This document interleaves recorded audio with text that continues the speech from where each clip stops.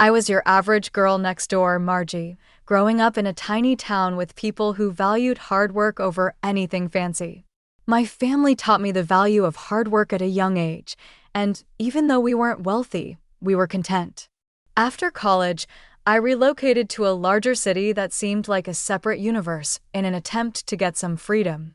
There, my life took a direction I never would have predicted.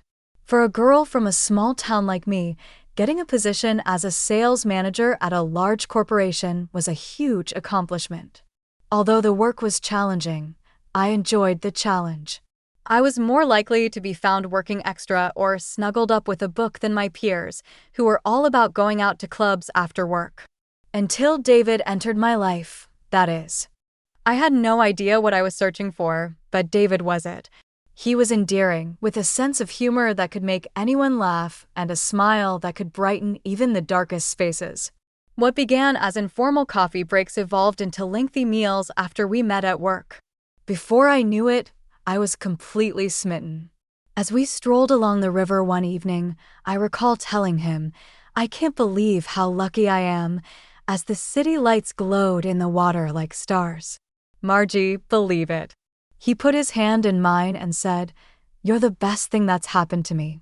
We were married shortly after. The ceremony was straightforward and just as we wanted it to be. Soon later, our tiny family felt complete with the arrival of our daughter, Lily. It was a good life.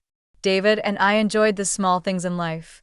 On weekends, we would take Lily and our mobile home out to explore the city's outskirts or just stroll in the park, let her to chase the pigeons while we walked hand in hand. It wasn't all play, though. It was difficult to juggle job and family obligations. I changed to working half days after Lily was born so that I could spend more time with her.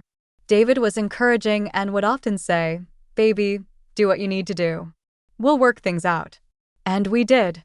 Together, we prepared meals, took care of Lily, and tackled household tasks.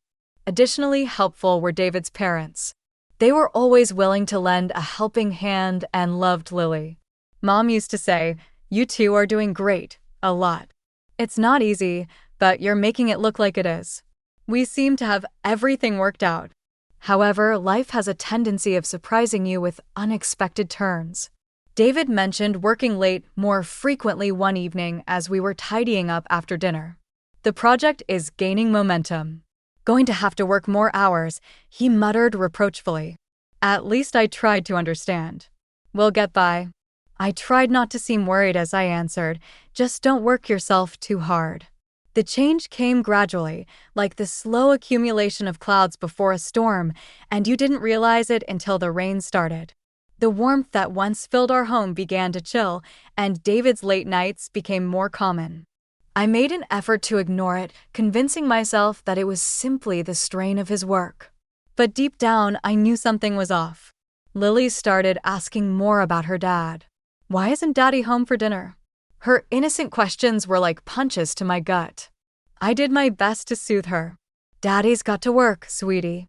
He'll be home soon." But the soon stretched longer and longer. One day, I got held up at work, something I couldn't avoid. I called David, hoping he could pick up Lily from school. His reaction was like a slap across my face. "What do you mean you're stuck? Can't you see I'm swamped? Handle your own mess," he snapped over the phone before hanging up. Tears stung my eyes, not just from his words, but from the shock of hearing him talk to me like that. I'd never seen this side of him. Panicking, I called his mom. "Hey, it's me. I'm in a bind. Can you grab Lily from school?" I asked, trying to keep my voice steady. "Of course, dear." "Is everything all right with David?" she replied, concern evident in her voice. "Yeah, just work stuff." "Thanks, I owe you one," I managed, feeling a mix of relief and embarrassment. As days turned into weeks, David's detachment grew. He wasn't just absent physically, but emotionally too. Our home felt like a house with no life in it. I tried talking to him, reaching out, trying to bridge the gap that kept widening between us. "David, we need to talk. Whatever this is, it's not working. Lily misses you." "I miss you," I said one night, mustering all the courage I had. He barely looked at me, his eyes glued to his phone. What do you want from me, Margie? I'm here, aren't I? Just tired, that's all, he muttered, his tone dismissive. But that's just it.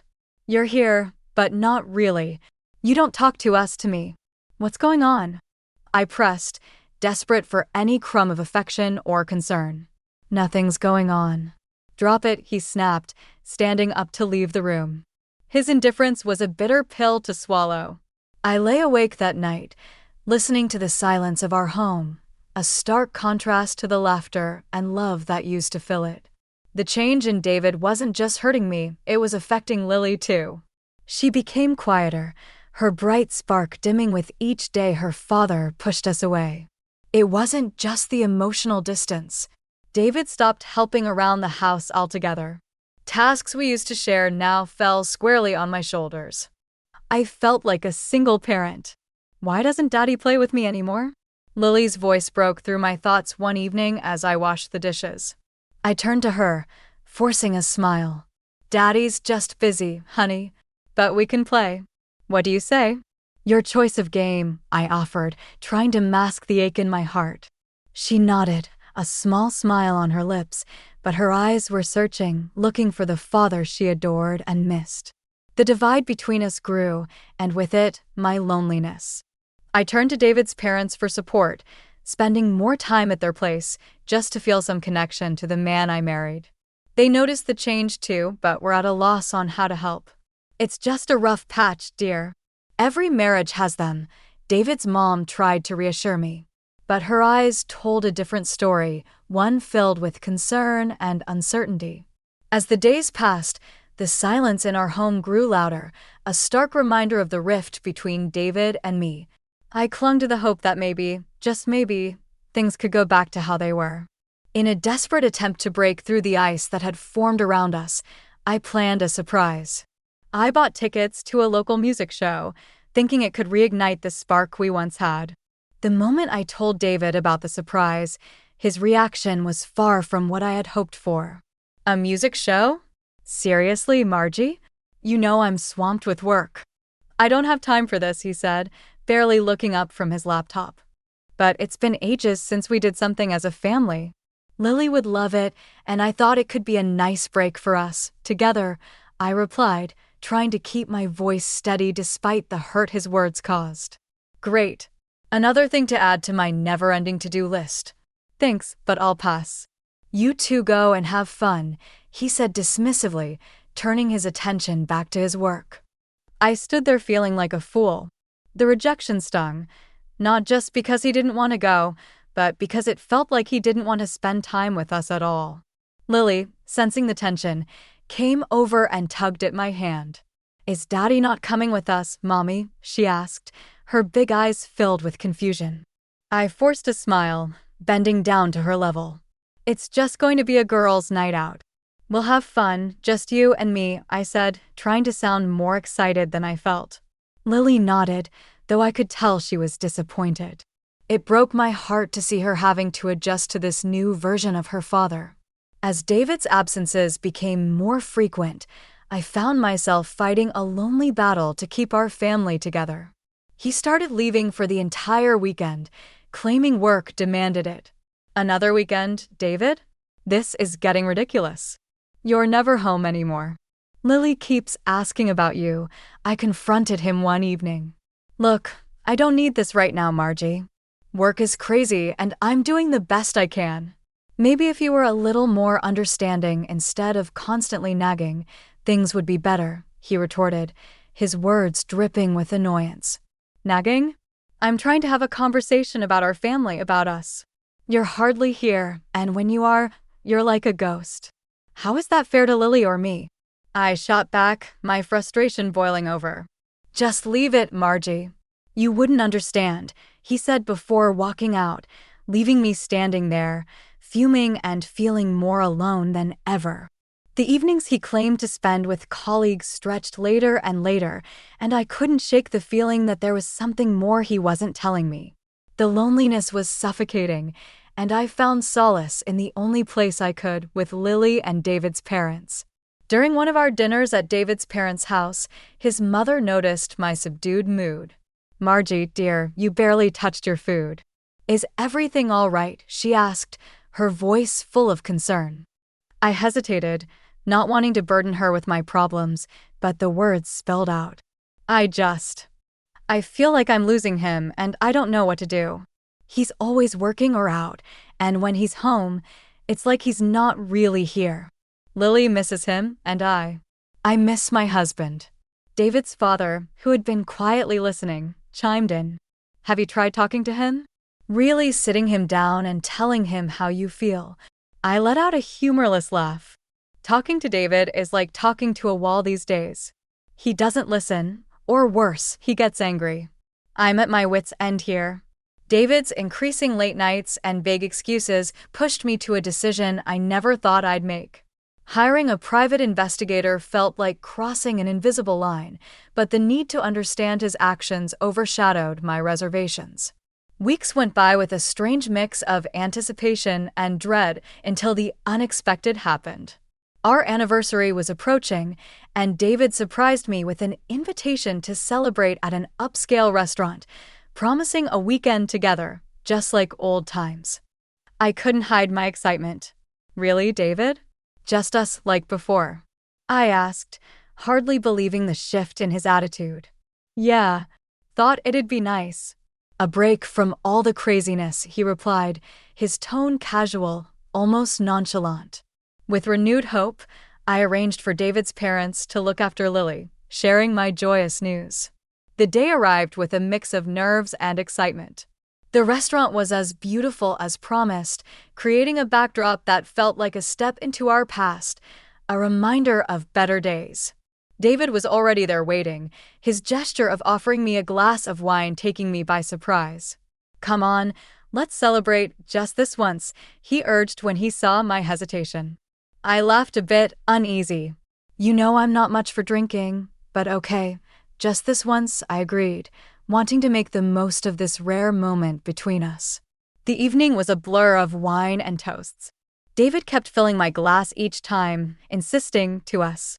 It felt like a dream, our problems momentarily washed away by the ambience and alcohol. But as the night wore on, I felt increasingly unwell, a heaviness dragging me down into a drowsy haze. "David, I don't feel so good. I think I need to lie down," I mumbled, struggling to keep my eyes open. "Don't worry, I got you. Let's get you home," he said, his voice distant as he helped me into the car. The world outside the car window slipped into darkness as I fell into a troubled sleep, only to be jolted awake by a sudden stop. The air was cold, and I was barely conscious when David dragged me out of the car and onto a bench. Through the fog of my mind, I heard his words, sharp and clear, cutting deeper than any knife. "You're just so tiring, Margie. Always there, always expecting so much. I can't do this anymore." His words were a cruel echo in the darkness as I tried to process them, but my body wouldn't cooperate. The world spun, and I felt myself slipping away, his voice the last thing I clung to before darkness claimed me completely. Waking up in the clinic was like trying to piece together a puzzle with half the pieces missing. The pounding in my head matched the confusion swirling through my mind. There beside me stood my mother-in-law, her face etched with worry. "You're awake." "Thank God," she sighed, a hand clutching her heart. "We found you in a bad part of town, no bag, no ID, nothing. What on earth happened?" I tried to sit up, the effort sending waves of nausea through me. I was with David. We had dinner for our anniversary. He said he'd take me home.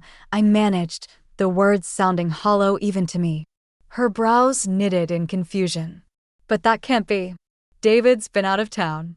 He called yesterday to check on Lily, said he was sorry he couldn't be here." That didn't make any sense. My head spun, not just from the pain but from the stark disbelief. But he was there. We had dinner. I trailed off, the reality sinking in. My own husband's actions were a mystery, his alibi a lie. The worry in her eyes deepened. "Let's get you home. We can sort this out later. How's Lily?" That was the first coherent thought I had. My daughter, my little girl. Was she okay? She's fine, dear. Been asking for you. Let's get you better so you can see her, she reassured me, helping me to my feet. The days that followed were a blur of rest and whispered conversations. I stayed with my mother-in-law, the atmosphere charged with unasked questions. Once I felt stronger, I knew what I had to do. I called the detective I had hired weeks ago, the one I hoped would shed light on David's mysterious behavior. Margie, I have the report. We need to meet. The detective's voice was grave over the phone, promising answers I wasn't sure I was ready for. I met him at a quiet cafe. The envelope he handed me felt like it weighed a ton. What's in here? My voice was barely a whisper, fear and anticipation battling within me. Take your time with it. It's a lot to process, he cautioned, his eyes not hiding his concern. Back at my mother-in-law's house, I braced myself for the worst. The envelope contained photos, receipts, a detailed account of David's comings and goings, evidence of a life I was not a part of. A betrayal laid bare on paper. My hand shook as I absorbed every word, every image. This was the proof of the lie my marriage had become. The man I thought I knew, the life I thought we had built together, it was all a facade. As I drove to the address the detective had given me, my mind was a whirlwind of emotions, anger, betrayal, but above all, a fierce determination to confront the truth. The evening air felt heavy as I parked outside the nondescript apartment building. With each step towards the door, my resolve hardened. The door was surprisingly unlocked, a foreboding welcome to the scene I was about to witness. Inside, I found them, David and his brightly haired mistress, lounging as if they owned the world. The shock on David's face upon seeing me was almost satisfying, almost enough to dull the sharp edge of betrayal. So this is the hard work that's been keeping you busy every night, huh? I couldn't keep the bitterness from my voice, nor did I want to. The woman, with her pink hair and bright suit, just smirked at me, arrogance dripping from every pore. You shouldn't have come here. It would have been easier for you to just disappear, she sneered, making my blood boil. I turned to David, my heart aching with the betrayal. How could you do this to me? To us? I demanded, though a part of me doubted any answer could ease the pain. She laughed, a sound so cold it sent shivers down my spine. Because you've been in the way of our happiness. We've wanted you gone for a long time, she said, her cruelty cutting deep. But I wasn't there to break. I stood my ground, my voice steady despite the turmoil inside. I know all about your plans. I'm not here to beg or cry. I've seen the evidence. I know about the poison, and the police do too. I revealed the evidence I had gathered, the blood tests showing the presence of psychotropic substances, the detailed report from the detective outlining David's betrayals, and the video evidence collected by the police that incontrovertibly showed David's attempts to harm me. Their faces fell, but it was the mistress who recovered first. You can't prove a thing. You're out of your depth, she hissed, but her bravado couldn't mask the fear in her eyes. I pulled out my phone, showing them the recordings of their plotting, their plans to get rid of me. It's all here. The police have everything they need. And there's more. Much more. David tried to speak, but the woman cut him off, still playing the queen of denial. You think this is over? You think you've won, she spat, but her words were desperate, the threats empty. I faced them both, my heart heavy but my conscience clear. This was never about winning or losing. It's about justice, for me, for anyone you might have tried to hurt after me. You won't get away with it. As I left, their stunned silence was a cold comfort. The night air felt sharper somehow as I stepped outside, but I walked away with my head held high. I had confronted the darkest part of my life head-on, not with violence or anger, but with the truth. The courtroom was charged with tension, every eye fixed on the drama unfolding. It was the day of reckoning for David and his mistress, the day their fates would be sealed by the weight of their own deceit. Despite their defiant denials, the evidence spoke louder than their lies. As the prosecutor laid out the evidence, it was like reliving the nightmare all over again. First came the restaurant security footage, a silent witness to David slipping something into my glass, a betrayal captured in grainy clarity. Then the city's cameras painted a damning trail, showing David abandoning me in a place no one should ever be alone at night. The final nail in the coffin was the medical reports, undeniable proof of the toxins coursing through my veins, a sinister attempt on my life. David and his mistress sat side by side, a united front in their guilt. Their attempts to brush off the evidence were pathetic, their lies crumbling under the weight of truth. "It's all a misunderstanding," David tried to argue, his voice lacking any conviction. The mistress chimed in, her arrogance undimmed. "That evidence could have been doctored. You have no proof it was us," she sneered, trying to sound confident. But the evidence was irrefutable, the videos, the tests, the detective's thorough investigation. It all pointed to one undeniable conclusion: they were guilty, and justice was about to be served. The judge's gavel was a sound of finality. Based on the overwhelming evidence presented, this court finds the defendants guilty as charged, the judge declared, his voice echoing through the silent courtroom. And then, the financial compensation. It wasn't about the money, not really. It was about accountability, about making them pay in some small way for the havoc they wreaked on my life and my daughter's life. Now, it's a stark contrast to those shadowed days. My daughter and I have found peace, a new beginning forged from the ashes of our past. Our home is filled with laughter and love, a safe haven that once seemed impossible to reclaim. "We did it, Mommy." My daughter's words are a balm to my soul, her smile the brightest light in my life. "Yes, we did, sweetheart. We're going to be just fine," I assure her. And in my heart, I know it's true. The journey was long and fraught with pain, but standing here now with my daughter by my side, I'm reminded of the strength and resilience that lies within us. We've weathered the storm and emerged stronger, ready to face the future with hope and courage. David's parents, once figures I respected and admired, showed their true colors in the aftermath. They were devastated by their son's actions, heartbroken by the betrayal and harm he caused. The day they decided to cut ties with him and rewrite their will, leaving everything to Lily, my daughter, was a day I'll never forget. I remember sitting down with them, the air thick with a mix of sorrow and determination. "We can't undo what David did, but we want to make sure Lily is taken care of," they said, their voices steady but filled with underlying pain. I was taken aback, not just by their generosity, but by their resolve. I don't know what to say. "Lily, she'll have a future now, thanks to you," I managed, my voice choked with emotion. "It's what's right. She's our granddaughter, and we love her. We want to make sure she knows she's not defined by her father's mistakes," they replied, a firmness in their tone that left no room for argument. Life since then has been a series of adjustments, of finding our footing in this new reality. I went back to work full-time, diving into my role with a renewed sense of purpose. Balancing work and being a single mom to Lily hasn't been easy, but it's been our life, and it's been good. My mother-in-law, bless her soul, has been a godsend.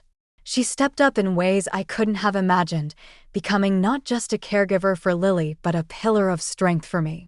Our bond, forged in the fires of family drama, has become unbreakable. "Lily's lucky to have you, you know." "We both are," I told her one evening as we shared a quiet cup of tea after putting Lily to bed. She waved me off, her usual modest self. "Nonsense. I'm just doing what any grandmother would. Besides, seeing you two happy is all the thanks I need." Our conversations, once filled with the pain and confusion of David's betrayal, now revolve around plans for the future, Lily's latest achievements, and the simple joys of our day-to-day lives. We laugh more, worry less, and cherish the peace that has settled over our home. Lily, growing more each day into a bright and curious young girl, is the light of our lives. She knows she is loved, cherished, and supported not just by me but by the extended family that rallied around her. "Mommy, when I grow up, I want to be strong like you," Lily said to me one night, her words filling my heart with warmth. You already are, my love. You're the strongest person I know, I replied, tucking her in, a sense of contentment settling over me.